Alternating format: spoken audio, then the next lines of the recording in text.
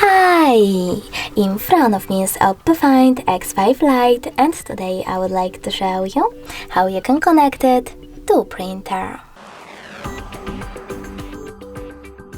First of all, go into Settings.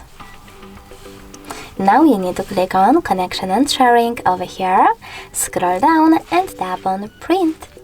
After that, you can click on Default Print Service or choose Add Print Service and download the best one for you. For example, I have HP printer, so I will go with HP one. When it's ready, click on the back button twice.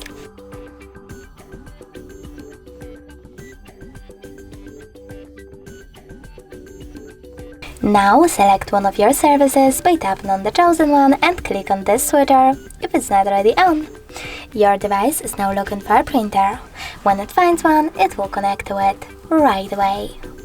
Thanks so much for watching. If you enjoyed this video, leave a like, comment and don't forget to subscribe. Bye!